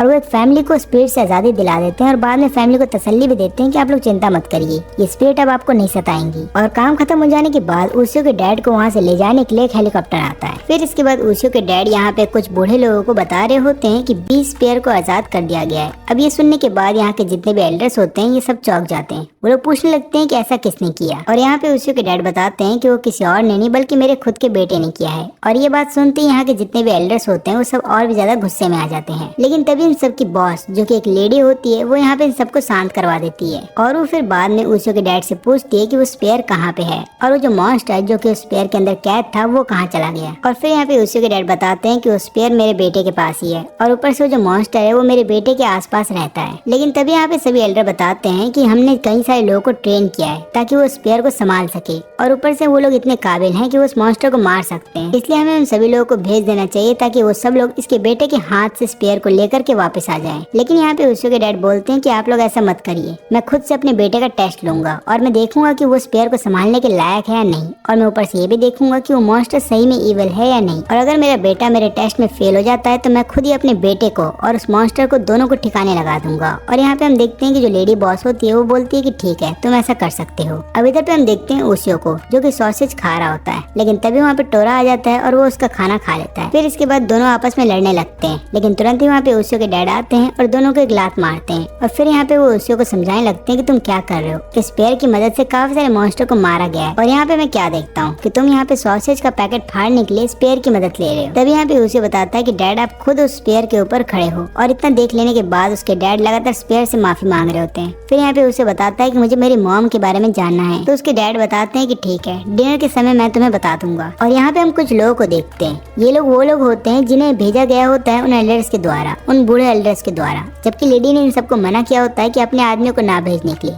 लेकिन उसके बावजूद भी बाकी एल्डर्स ने अपने आदमियों को भेजा होता है स्पेयर को वापस लाने के लिए। और यहाँ पे हम देखते हैं कि उसी के डैड उसको बताते हैं कि अगर तुम्हें तुम्हारी मॉम के बारे में इतना ही जानना है तो एक काम करो, तुम ये पैसे लो और इधर उधर घूमने जाओ और कहीं और नहीं बल्कि अपने अपने अंकल के पास जाना, जो कि इस समय आशिकावा आइलैंड पे रहते हैं, और मैं चाहूंगा कि तुम अपनी मॉम के बारे में खुद ही पता लगाओ और उनके बारे में हर एक चीज को जानो। फिर हम देखते हैं कि अचानक से वो अपने कपड़े बदल लेते हैं और वो तुरंत ही वहाँ पे टोरा को बुलाते हैं। यहाँ पे टोरा जैसे आ जाता है, वो यहाँ पे उसियो के डैड के ऑरा को देखने के बाद पहचान जाता है कि उसियो के डैड एक मामूली आदमी नहीं है, बल्कि वो एक मॉन्स्टर हंटर है, और मॉन्स्टर के अलावा वो स्पिरिट्स को भी मारने का काम करते हैं। और यहाँ पे टोरा बताता है कि तुम्हारे डैड तो बड़े दोगले निकले। और फिर इसके बाद उसियो के डैड यहाँ पे टोरा को बोलते हैं कि तुम्हें मुझसे लड़ना होगा, और फिर दोनों बाहर जा करके लड़ने लगते हैं। अब यहाँ पे उसियो भी हैरान था अपने डैड की पावर को देख लेने के बाद। वो उन दोनों को रोक रहा होता है कि आप लोग आपस में मत लड़ो, लेकिन वो दोनों ही यहाँ पे उसियो को लात मार के भगा देते हैं, और उसके बाद दोनों आपस में फिर से लड़ना स्टार्ट कर देते हैं। अब उसियो को यहाँ पे गुस्सा आ जाता है, वो तुरंत ही अपने स्पेयर को निकालता है और फिर बीच में आ जाता है, और यहाँ पे टोरा को एक टपली मारता है। और यहीं पे उसियो के डैड उसियो का ये वाला रूप देखने के बाद समझ जाते हैं कि उसियो स्पेयर का इस्तेमाल कर सकता है, यानी कि वो उसकी पावर का इस्तेमाल अच्छे से कर पा रहा है। और यहीं पे टोरा जो है वो उसियो को बताता है कि देखो, तुम अभी तक से नहीं समझे, तुम्हारे डैड मुझे मारने वाले नहीं थे, वो तो बस हम दोनों को टेस्ट कर रहे थे। और यहीं पे उसियो के डैड बताते हैं कि मैं जिस ऑर्गेनाइजेशन के साथ मिलकर के काम करता हूँ उसके दो चेहरे हैं। एक तरफ हम लोग प्रीस्ट हैं, यानी कि हम धर्म को इधर उधर पहुँचाते हैं, सबको धर्म के बारे में बताते हैं और सबको बोलते हैं शांति से रहने के लिए, लेकिन वहीं पे दूसरी तरफ हम सभी मॉन्स्टर्स की जान ले लेते हैं। अब अचानक से यहाँ पे उसियो को पता चलता है कि वहाँ पे काफी सारे प्रीस्ट आ गए हैं, और यहाँ पे उसियो के डैड उन सभी प्रीस्ट को बताते हैं कि मैंने इन दोनों का टेस्ट ले लिया है, मेरे को यकीन है कि यहाँ पे टोरा किसी को नुकसान नहीं पहुँचाएगा, खासकर जब तक उसियो उसके साथ है। लेकिन यहाँ पे कोई भी प्रीस्ट उसियो के डैड की बात नहीं मानता। वो लोग बोलते हैं कि हम यहाँ पे आए हैं टोरा की जान लेने के लिए, और इसके साथ ही साथ हम उस पेयर को अपने साथ लेकर के चले जाएंगे। और इतना बोलने के बाद इनकी आपस में लड़ाई स्टार्ट हो जाती है, और यहाँ पे उसियो के डैड उसियो को समझाते हैं कि तुम्हें यहाँ से भागना होगा और चले जाओ अपने अंकल के पास, ताकि तुम अपनी मॉम के बारे में जान सको। लेकिन यहाँ पे उसियो बताता है कि नहीं, मैं आपको छोड़ के यहाँ से कहीं नहीं जाऊंगा। और दूसरी तरफ एक प्रीस्ट चला जाता है टोरा से लड़ने के लिए। वो टोरा को अपने मंत्रों से बांधने की कोशिश करता है और बोलता है कि तुम बहुत ही कमजोर हो। लेकिन ये सुनने के बाद टोरा को बहुत गुस्सा आ जाता है। वो तुरंत ही अपने आप को मंत्रों से आजाद करवाता है और बाद में बताता है कि बेटा मैं चीज अलग हूँ। और इतना बोलने के बाद वो उस प्रीस्ट को वहाँ से कहीं दूर फेंक देता है। लेकिन इधर पे प्रीस्ट मिल करके उसियो के डैड को एक बैरियर के अंदर बंद कर देते हैं। अब इधर पे उसियो अपने डैड को छुड़ाने की कोशिश तो करता है, लेकिन वो प्रीस्ट उसको ऐसा करने नहीं देते, और बाद में सभी प्रीस्ट यहाँ पे उसियो के ऊपर हमला करके उसके हाथों से उसका स्पेयर छीन लेते हैं। लेकिन तभी वहाँ पे टोरा आ जाता है और हर एक प्रीस्ट के ऊपर हमला कर देता है। और इसको देखने के बाद यहाँ पे उसियो के डैड को मौका मिल जाता है ट्रैप से बाहर निकलने का। वो तुरंत ही बाहर निकलते हैं और हर एक प्रीस्ट के ऊपर हमला करने लगते हैं, और यहाँ पे दोनों मिल करके हर एक प्रीस्ट को हरा देते हैं। फिर लड़ाई जब खत्म हो जाती है तब यहाँ पे उसियो के डैड पूछते हैं टोरा से कि तुमने उन सभी इंसानों को मारा क्यों नहीं। अब यहाँ पे टोरा बताता है कि उसियो ने मेरे को मना किया है कि मैं किसी भी इंसान की जान नहीं ले सकता, क्योंकि अगर मैं ऐसा करूंगा तो उसियो के हाथ में स्पेयर है और वो उसकी मदद से मेरी जान ले लेगा। अब यहाँ पे जैसे ही उसियो को होश आता है, उसके डैड बताते हैं कि अब वक्त आ गया है, तुम्हें अपने सफर पे निकल जाना चाहिए। लेकिन यहाँ पे उसियो को फिक्र हो रही होती है अपने डैड की, तो उसके डैड बताते हैं कि चिंता मत करो, मेरे को कुछ नहीं होगा, तुम यहाँ से चले जाना चाहिए। और जब उसियो अपने सफर पे निकलने वाला होता है तब उसके डैड उसके पॉकेट के अंदर एक कंघी रख देते हैं, जो कि बेसिकली उसकी मॉम का होता है। अब यहाँ पे उसियो वेट कर रहा होता है अपने प्लेन का, क्योंकि वो अपने अंकल के घर पे जाने वाला है प्लेन से। अब यहाँ पे हम देखते हैं टोरा को, जिसको बहुत मजा आ रहा होता है क्योंकि वो पहली बार प्लेन में बैठेगा। और जस्ट उसके पीछे एक लड़की बैठी होती है। उसके सामने एक आदमी आकर के बताता है कि प्लीज ये गुस्सा छोड़ दो, हमने तुम्हारे डैड की जान नहीं ली। लेकिन यहाँ पे लड़की नहीं मानती, वो बताने लगती है कि तुम लोगों ने ही मेरे डैड की जान ली है। अब यहाँ पे ये आदमी बताता है कि मैंने तुम्हारे डैड की जान नहीं ली, बल्कि तुम्हारे डैड की जान एक मॉन्स्टर ने ली है। लेकिन यहाँ पे ये लड़की उसकी बात नहीं मानती। अब मॉन्स्टर का नाम सुनती यहाँ पे उसियो जाग जाता है और वो तुरंत ही जाता है टोरा के पास और बोलने लगता है कि मुझे को बताओ कि ये दोनों किस मॉन्स्टर के बारे में बात कर रहे हैं। और यहाँ पे टोरा बताता है कि उस मॉन्स्टर का नाम है फोसुमा, जो कि ज्यादातर हवा में रहता है, लेकिन कभी कभी वो लैंड पे आ जाता है ताकि लोगों को मार के खा सके। एक बार मेरी उससे लड़ाई हुई थी, लेकिन अब मुझे उससे नहीं लड़ना, क्योंकि उसको मारने के लिए तुम्हें या तो बहुत सारे आँख की जरूरत होगी, नहीं तो तुम्हें किसी मॉन्स्टर का दांत चाहिए होगा, और इन दोनों चीजों के बिना तुम उस मॉन्स्टर को नहीं मार सकते। और फिर इसके बाद उसियो अपने प्लेन में जाके बैठ जाता है और उसको पता चलता है कि जो लड़की अभी थोड़ी देर पहले मॉन्स्टर के बारे में बात कर रही थी वही उसके बगल में बैठी है। फिर यहाँ पे दोनों अपने आप को इंट्रोड्यूस करते हैं और यहाँ पे लड़की बताती है कि मेरा नाम है हियामा और जो आदमी मेरे पीछे बैठा है उसका नाम है आत्सुजावा और वही मेरे डैड का कातिल है। अब इसके बाद ये लड़की अपने डैड की कहानी बताने लगती है। वो बताने लगती है कि मेरे डैड एक पायलट थे और जिस प्लेन को चला रहे थे वो प्लेन क्रैश हो जाता है एक फाइटर जेट के साथ, और वो फाइटर जेट कोई और नहीं बल्कि आत्सुजावा ही चला रहा था, क्योंकि आत्सुजावा मेरे डैड का सीनियर था और उसी ने मेरे डैड की जान ली है। फिर इसके बाद आत्सुजावा आगे आकर के बैठ जाता है और यहाँ पे उसियो उससे फिर पूछने लगता है कि उस दिन क्या हुआ था। फिर यहाँ पे आत्सुजावा बताता है कि उस दिन जब मैं अपना फाइटर जेट उड़ा रहा था तभी अचानक से मैंने देखा कि प्लेन के ऊपर एक मॉन्स्टर है और उसको देखने के बाद मैं घबरा गया था, जिसके बाद मेरा जो फाइटर जेट है वो प्लेन के साथ क्रैश हो गया। लेकिन तभी अचानक से इनके प्लेन के ऊपर एक बड़ा सा मॉन्स्टर हमला कर देता है और ये वही मॉन्स्टर होता है जिसको उस दिन देखा था आत्सुजावा ने प्लेन के ऊपर। और यहाँ पे इस मॉन्स्टर ने प्लेन के दोनों पायलट की जान ले ली होती है।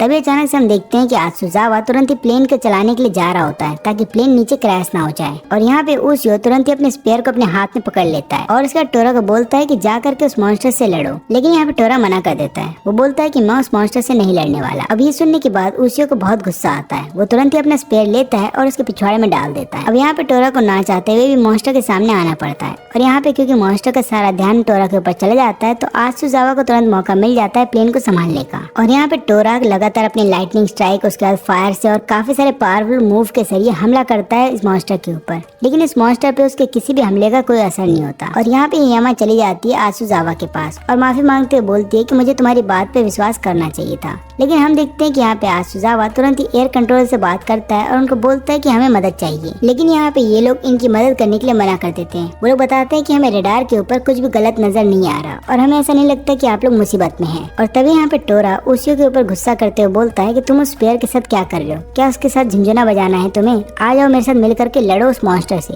तुम्हें तो पता ही है कि ये स्पेयर इंसानों के ऊपर काम नहीं करता, केवल मॉन्स्टर के ऊपर काम करता है। इसलिए मैं उस मॉन्स्टर को एक जगह पे लेकर के आऊंगा और बाद में तुम नीचे से अपने स्पेयर की मदद से उस पर हमला करना। और यहाँ पे टोरा कैसे भी करके उस मॉन्स्टर को एक जगह पे ले आता है। और यहाँ पे हम देखते हैं कि उसी उस लड़की के साथ मिल करके स्पेयर से हमला कर देता है मॉन्स्टर के गले पे। अब यहाँ पे मॉन्स्टर को थोड़ा दर्द तो होता है लेकिन वो बताता है कि केवल इतने हमले से मैं मरने नहीं वाला। लेकिन हमें पता चलता है कि यहाँ पे मॉन्स्टर अपने असली रूप में अब आ रहा था। और यहाँ पे एयर कंट्रोल वालों को रडार पे दिख जाता है मॉन्स्टर और वो तुरंत ही अपने फाइटर जेट भेज देते हैं वहाँ पे उस मॉन्स्टर को हराने के लिए। अब यहाँ पे काफी सारे फाइटर जेट आ तो जाते हैं लेकिन वो चाह करके भी मॉन्स्टर के ऊपर हमला नहीं कर सकते क्योंकि यहाँ पे जो मॉन्स्टर है वो प्लेन से चिपका हुआ है और अगर फाइटर जेट ने मॉन्स्टर के ऊपर हमला किया तो वो प्लेन को भी नुकसान पहुँचा सकता है। अब यहाँ पे उसियो टोरा के साथ मिल करके प्लेन के ऊपर आ जाता है और उसके बाद दोनों मिल करके चले जाते हैं मॉन्स्टर के ऊपर हमला करने के लिए। लेकिन यहाँ पे मॉन्स्टर दोनों को बंदी बना लेता है लेकिन ये दोनों अपने आप को छुड़ा लेते हैं। फिर इसके बाद टोरा फायर से हमला करता है इस मॉन्स्टर के ऊपर और ये मॉन्स्टर अपने आप को बचाने के लिए थोड़ा सा ऊपर उड़ जाता है और तुरंत ही मौका देखते उसी उसके पाँव पे हमला कर देता है। न केवल पाँव पे बल्कि वो उसके हाथ पे भी हमला कर देता है और ऐसा होने की वजह से मॉन्स्टर प्लेन से अलग हो जाता है। और जब ये मॉन्स्टर हवा में होता है तुरंत ही फाइटर जेट मिसाइल से उसके ऊपर हमला कर देते हैं और यहाँ पे मिसाइल के अंदर इतनी ज्यादा फायर होती है कि यहाँ पे जो मॉन्स्टर होता है वो धीरे धीरे मरने लगता है। और मॉन्स्टर के मर जाने के बाद हम देखते हैं कि यहाँ पे प्लेन बहुत ज्यादा डैमेज हो चुका होता है। अब प्लेन के जो पीछे के 2 व्हील थे वो खुल नहीं रहे होते हैं। इसलिए यहाँ पे उसियो बोलता है टोरा को कि तुम्हें सबकी मदद करनी होगी। लेकिन यहाँ पे टोरा ऐसा करने से मना कर देता है। उसे बोलता है कि मुझे पता था तुम सबकी मदद करने से मना कर दोगे क्योंकि तुम्हारे अंदर इतनी पावर ही नहीं है कि तुम प्लेन को उठा के रख सको। अब यहाँ पे टोरा इस बात को अपनी ईगो पे ले लेता है। वो तुरंत ही प्लेन के नीचे जाता है और बाद में प्लेन को स्पाइडरमैन स्टाइल में रोक देता है और ये दोनों मिल करके सभी लोगों की जान बचा लेते हैं। लेकिन यहाँ पे उसियो को बाद में पता चलता है कि उसके डैड ने जो उसको पैसे दिए थे वो उसने घुमा दिए हैं। यहाँ पे टोरा बताता है कि तुम्हें पुलिस में कंप्लेन करनी चाहिए, हो सकता है तुम्हें तुम्हारे पैसे मिल जाए। लेकिन तभी यहाँ पे उसियो देखता है कि सभी लोगों के कपड़े फट रहे हैं और दोनों समझ जाते हैं कि यहाँ पे एक मॉन्स्टर है और तभी टोरा उस मॉन्स्टर को देख लेता है। अब अचानक से जो मॉन्स्टर होता है वो उसियो के ऊपर आकर के हमला करने वाला था लेकिन यहाँ पे उसियो उसको रोक लेता है और इससे पहले कि उसकी जान ले पाता वहाँ पे एक लड़की आती है और बोलती है कि ऐसा मत करना। और फिर यहाँ पे टोरा बताता है कि भाई ये दोनों तेरा टेस्ट ले रहे थे। फिर हम देखते हैं कि वो लड़की एक लड़के के साथ आती है और उसके बाद उसियो को वहाँ से लेकर के अपने घर चली आती है। अब यहाँ पे लड़की बताती है कि हम दोनों भाई बहन हैं और इसके अलावा हम दोनों बहुत ही पुराने मॉन्स्टर हैं, लेकिन हम दोनों यहाँ पे ये चाहते हैं कि तुम हमारे बड़े भाई को मार दो क्योंकि वो एक ऐसा मॉन्स्टर बन गया है जो कि इंसानों को बेमतलब का मारता है। लेकिन यहाँ पे उसियो स्टार्टिंग में ही काम करने से मना कर देता है। तभी उसके सामने एक आदमी का सिर कटा होता है और वो दोनों बताते हैं कि अगर तुमने उसको नहीं रोका तो ऐसे ही और भी इंसान मारे जाएंगे। और इसके बाद ये लड़का और उसियो अकेले में बात करने लगते हैं और हम यहाँ पे देखते हैं कि टोरा तब तक उस लड़की के साथ बाहर आ जाता है और यहाँ पे ये लड़का उसियो को बताने लगता है कि हम तीनों भाई बहन मिलकर के काम करते हैं। पहले का काम होता है इंसान को गिराना, दूसरे का काम होता है उसको घाव देना और तीसरे का काम होता है उस घाव को हील करना। लेकिन हम मॉन्स्टर्स का का एक रूल है कि हम बेमतलब का किसी भी इंसान पे हमला नहीं करते, लेकिन मेरे बड़े भाई ने वो रूल तोड़ दिया है, इसलिए मैं चाहता हूँ कि तुम उसकी जान ले लो। और दूसरी तरफ हम देखते हैं कि लड़की टोरा से बोलती है कि तुम कैसे मॉन्स्टर हो जो कि एक इंसान की बात मान रहा है। अब यहाँ पे टोरा ये सुनते ही तुरंत ही इसके ऊपर हमला करने के लिए चला जाता है, लेकिन टोरा तुरंत ही रुक भी जाता है क्योंकि उसको एहसास होता है कि यहाँ पे कोई और आ चुका है। लेकिन ये लड़की नहीं रुकती, वो तुरंत ही टोरा का एक हाथ काट देती है और तभी वो लड़की देखती है कि उसका भाई वहाँ पे आ चुका है। अब ये बताने लगता है कि मैं यहाँ से कहीं दूर जा रहा हूँ, इसलिए मैं आखिरी बार तुम दोनों से मिलने के लिए आया था, लेकिन मैं तुम्हें बताना चाहता हूँ कि मैं बस यहाँ से इसलिए दूर जा रहा हूँ ताकि मैं और भी लोगों को मार सकूं। और यहाँ पे हमें पता चलता है कि ये मॉन्स्टर इंसानों से इसलिए इतनी नफरत करता है क्योंकि इंसानों ने मिल करके इनके काफी सारे घरों को उजाड़ दिया होता है और यही कारण होता है कि ये इंसानों को मारना चाहता है। लेकिन ये देख लेता है कि इनके भाई बहन मिल करके इंसानों से मदद मांग रहे हैं ताकि उसकी जान ले सके। और तभी यहाँ पे यूसियो अपने असली फॉर्म में आकर के तुरंत ही हमला कर देता है उस मॉन्स्टर के ऊपर, लेकिन वो मॉन्स्टर इतना ज्यादा पावरफुल होता है कि यूसियो उसको मार ही नहीं पाता और यहाँ पे उसके हाथ से उसका स्पीयर भी गिर जाता है। लेकिन ये स्पीयर फिर से वापस जाता है उस मॉन्स्टर के ऊपर हमला करने के लिए, लेकिन ये मॉन्स्टर स्पीयर को अपने आप ही संभाल लेता है। फिर हम देखते हैं कि वो मॉन्स्टर अब यहाँ पे यूसियो की जान लेने वाला था कि तुरंत ही बीच में टोरा आ जाता है और वो इस मॉन्स्टर को घायल कर देता है। अभी मॉन्स्टर जब घायल हो जाता है तो वो यहाँ से भागने का सोचता है और वो टोरा से बिना लड़े हुए उधर से भाग जाता है। लेकिन यहाँ पे टोरा देखता है कि यूसियो बेहोश हो चुका है और वो यूसियो को बोलता है कि भाई क्या हुआ, केवल इतनी सी मार में तू बेहोश हो गया।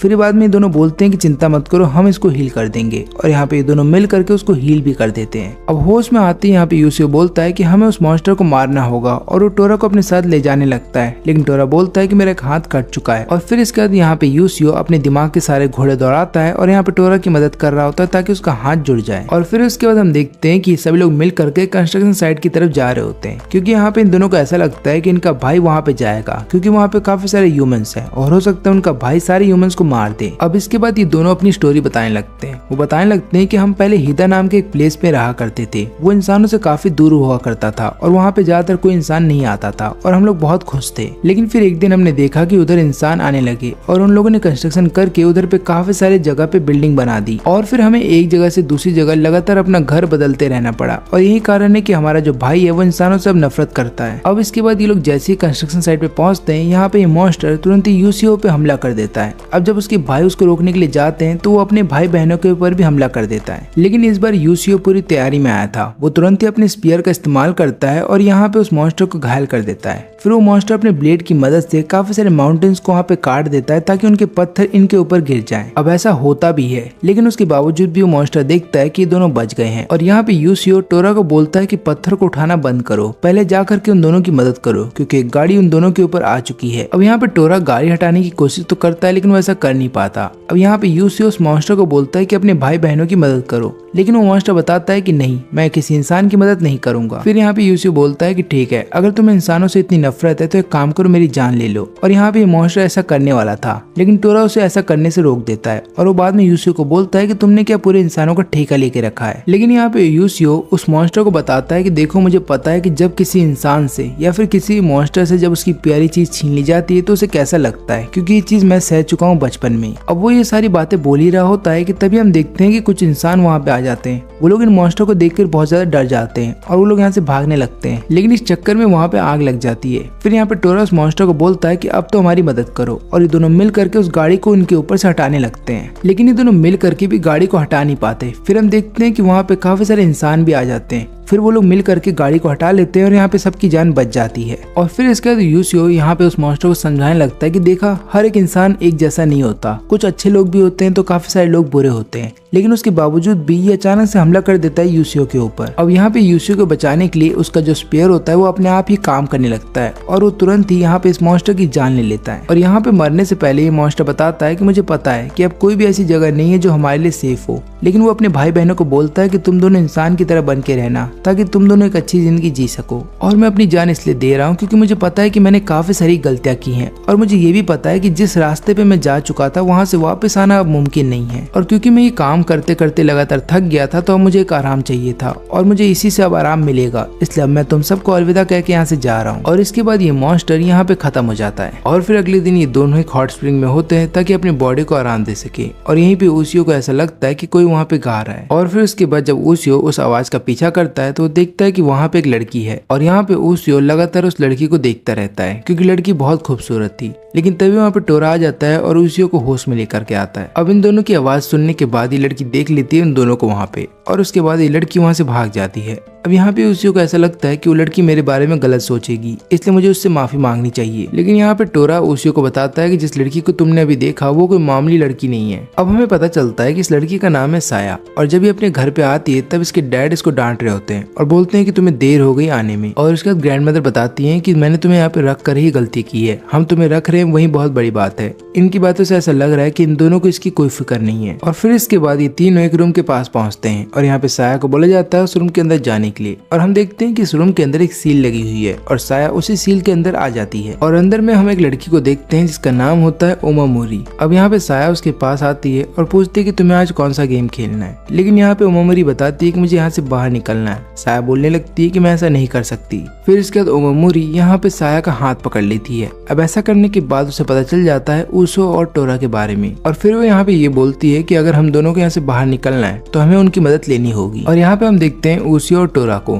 जो कि मैप के जरिए फाइंड आउट कर रहे थे कि उन्हें कहाँ जाना चाहिए क्योंकि वो रास्ता भूल गए थे। लेकिन तभी वो देखते हैं वहाँ पे एक लड़की जो कि साया होती है और उसका कार से एक्सीडेंट होने वाला था कि यहाँ पे ऊसियो उसको बचा लेता है। और बाद में ऊसियो को किसी और से पता चलता है कि साया कहाँ पे रहती है और वो जब उसको लेकर के जा रहा होता है तभी साया को होश आ जाता है। और यहाँ पे साया बताती है कि मेरे पास एक पावर है जिसकी मदद से मैं मॉन्स्टर्स को देख सकती हूँ, ना केवल इतना ही मैं उनकी बातें भी सुन सकती हूँ। और मैं ऐसा इसलिए कर पाती हूँ क्योंकि मैं एक फैमिली से बिलोंग करती हूँ और हमारे फैमिली के हर एक मेंबर के बाल व्हाइट हैं। लेकिन यहाँ पे जब ये लोग घर पे आते हैं तो हम देखते हैं कि साया के जो डैड होते हैं वो उसको डांटने लगते हैं और बोलते हैं कि जब तुम्हें पता था कि तुम्हारी तबीयत खराब है तो तुम बाहर क्यों गई। अब यहाँ पे ओशियो को इन दोनों के ऊपर गुस्सा आता है। वो बोलता है कि आप दोनों साया के साथ ऐसे बात नहीं कर सकते। अब यहाँ पे साया के डैड बोलते हैं कि तुमने उसकी मदद की उसके लिए शुक्रिया और अपने पैसे लो और यहाँ से निकल जाओ। अब ओशियो इधर से जाने वाला था लेकिन तुरंत ही साया उसको रोक लेती है और बाद में अपने फादर से बोलती है कि मुझे केवल कुछ ही देर चाहिए ओशियो के साथ, मैं उससे बात करना चाहती हूँ। और यहाँ पे उसके फादर इसके लिए परमिशन दे देते हैं। अब यहाँ पे साया जो है ओशियो को बताने लगती है कि मेरी माँ बहुत ही कम उम्र में मर गई थी क्योंकि हमारे ब्लड लाइन के जितने भी लोग होते हैं वो बहुत ही कम उम्र में मर जाते हैं। और यहाँ पे मेरे डैड और दादी ने मिल करके ओमामोरी को यहाँ पे कैद रखा है क्योंकि ओमामोरी जहाँ कहीं भी जाती है वहाँ पे बहुत ज्यादा सुख और समृद्धि आ जाती है। इसका मतलब ये है कि वहाँ पे खूब सारा पैसा आएगा। और मेरे फादर ने मिल करके उस गॉड को कैप्चर कर लिया था, यानी कि ओमामोरी को कैप्चर कर लिया था। और यहाँ पे जब ये दोनों ओमामोरी से मिलते हैं तो यहाँ पे वो बताने लगती है कि देखो मैं बस इतना चाहती हूँ कि तुम इस सील को तोड़ दो ताकि हम दोनों यहाँ से आजाद हो जाएं। लेकिन यहाँ पे टोरा ऐसा करने से मना करता है। वो बोलता है कि अगर तुमने ये सील तोड़ दिया तो इसके बाद यहाँ की जो एनर्जी है वो एक बार में यहाँ से बाहर जाने लगेगी और ऐसा जब होगा तब यहाँ पे बहुत बड़ा ब्लास्ट होगा और इसमें ओमामोरी को भी नुकसान पहुंच सकता है। अब यहाँ पे साया बोलती है कि फिर तो ऐसा मत करना, चाहे कुछ भी हो जाए ये सील मत तोड़ना। लेकिन यहाँ पे ओमामोरी बोलती है साया को कि प्लीज उसको ऐसा करने दो क्योंकि मैं यहाँ पे 200 सालों से कैद हूँ और मैंने तुम्हारे ब्लड लाइन के काफी सारे मेंबर्स को अपने आंखों के सामने मरते हुए देखा है और मैं नहीं चाहती कि वही चीज तुम्हारे साथ भी हो, इसलिए मैं चाहती हूँ कि तुम यहाँ से आजाद हो जाओ।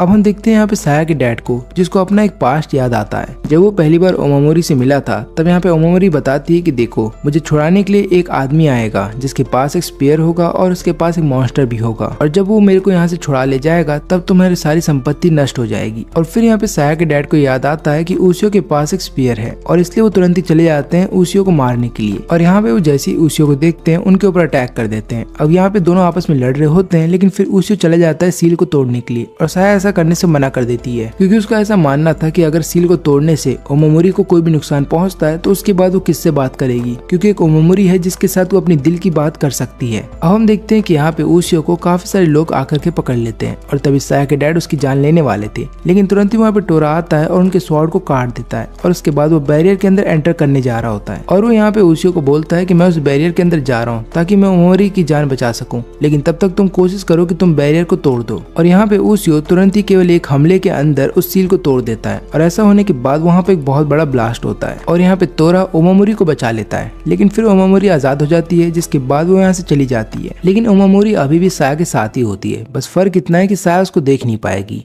अब हम देखते हैं कि इन दोनों की मदद करने के बाद वो दोनों यहाँ से चले जाते हैं और इसी के साथ मैं इस वाले पार्ट का यहीं पे एंड करता हूँ। अगर आपको वीडियो अच्छी लगी हो तो लाइक करें और चैनल को सब्सक्राइब जरूर करें।